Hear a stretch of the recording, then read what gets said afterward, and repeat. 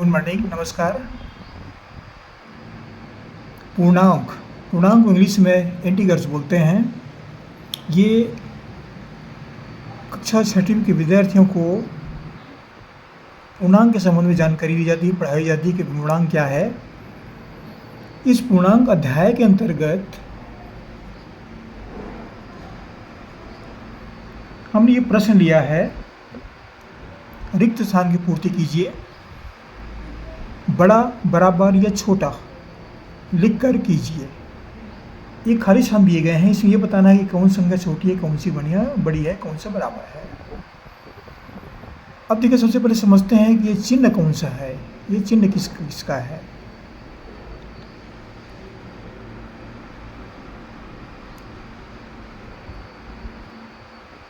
ये बड़ा का चिन्ह है,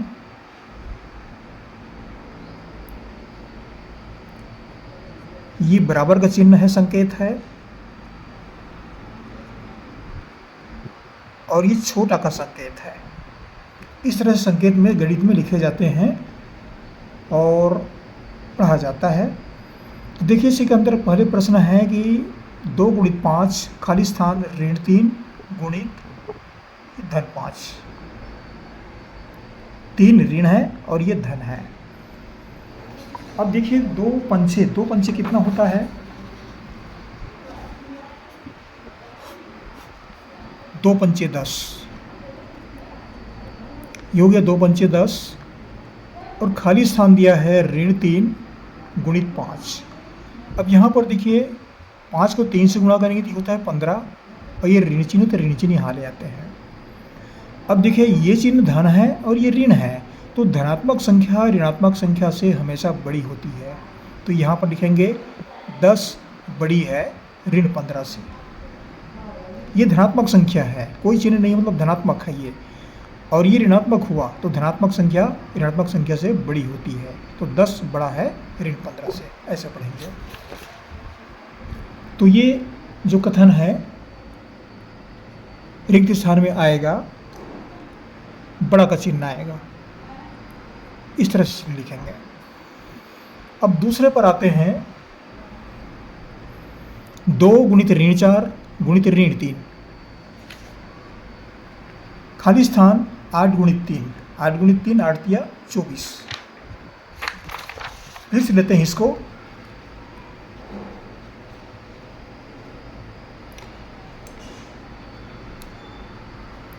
दो गुणित ऋण 3 और ऋण 4 गुणित ऋण 3, ऋण 4 गुणित ऋण 3, खाली स्थान 8 गुणित 3, ये दिया गया है। 8 गुणित 3 है ये। अब देखिए, यहाँ पर कैसे करेंगे, ये ऋण दोनों मिलकर धन हो गए, और 4 तिया 12। 2 ऋण मिल करके धन बनते हैं, तो हो जाएगा 4 तिया 12 और 12 दूनी 24। तो ये कितना हुआ? धन 24। खाली स्थान 8 तिया, ये भी 24 है। अब यहाँ कोई चिन्ह नहीं है, इसका मतलब ये धन है, ये छिपा हुआ है। तो 24 खाली स्थान 24, तो ये दोनों संख्या बराबर है। तो 24 बराबर 24। इस तरह से यहाँ पर चिन्ह आएगा बराबर का, दोनों संख्या बराबर है, दोनों पक्ष बराबर हैं। अब यहाँ पर देखिए, तीसरे में आते हैं,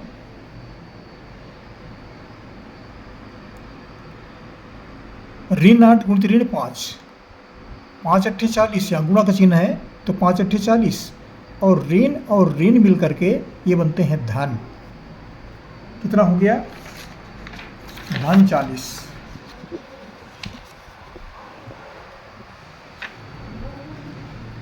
धन 40। खाली स्थान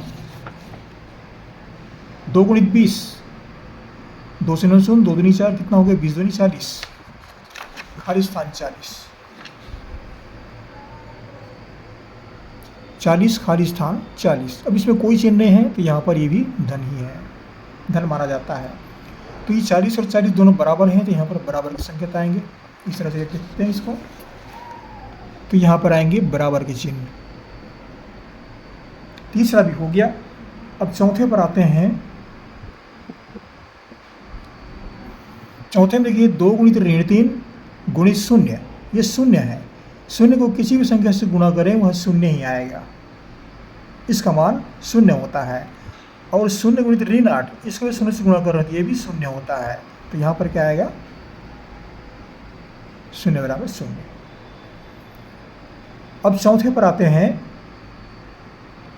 चौथा हो गया। पांचवें पर आते हैं, 3 गुणित 8 गुणित 5, 8 पंचे 40 और 40 दिया 120, और ये ऋण चिन्ह है तो ऋण चिन्ह हो गया।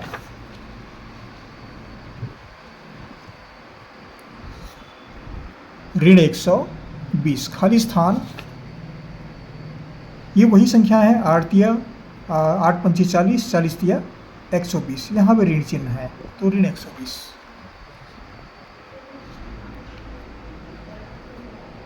ऋण 120 बराबर ऋण 120, दोनों संख्या बराबर है, चिन्ह भी एक सही है, एक जैसे है, तो यहाँ पर भी बराबर चिन्ह आएगा। इस तरह से यहाँ भी लिखेंगे बराबर। ये बराबर के चिन्ह हुए। तो इसमें 5 प्रश्न लिया गया था, 5 प्रश्न है यहाँ पर हल हो गया। अब पूर्णांक पर आते हैं, पूर्णांक किसको बोलते हैं, इसके बारे में भी जानकारी आवश्यक है। ये पूर्णांक है, यहाँ देखिए, यहाँ की इसको लिए हैं, ये एक रेखाखंड है, रेखाखंड है। अब यहाँ पर पहले सबसे पहले शून्य को लेते हैं, ये शून्य है।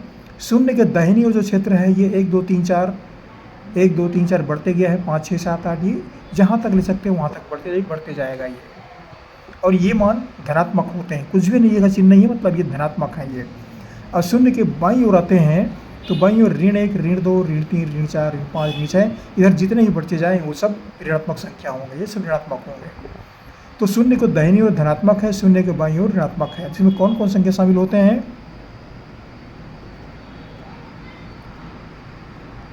पूर्णांक संख्या में जो शामिल संख्याएं हैं वह है सभी धनात्मक संख्या,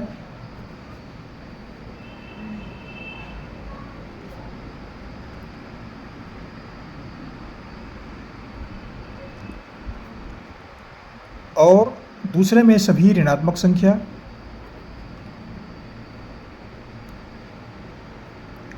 ये ऋणात्मक पूर्णांक भी कह सकते हैं। और तीसरे में आता है शून्य, शून्य भी इसमें पूर्णांक संख्या में शामिल होता है। तो धनात्मक, ऋणात्मक और शून्य, ये सभी संख्याएं इसमें शामिल होती, जितने भी संख्याएं वो सब शामिल होंगे, ये कहलाते हैं पूर्णांक संख्या। तो ये पूर्णांक संख्या के बारे में सामान्य जानकारियाँ थी और कक्षा छठी विद्यार्थियों के लिए था। आशा करता हूँ कक्षा छठी विद्यार्थी इससे लाभान्वित होंगे। जहाँ से पढ़ रहे हैं जरूर कमेंट कीजिए कहाँ से पढ़ रहे हैं, और हमारे चैनल को सब्सक्राइब कर दीजिएगा। आपको हमारे से बहुत बहुत शुभकामनाएं, पढ़ते रहिए। अगली वीडियो में फिर मुलाकात होगी, फिर पढ़ेंगे। Thank you.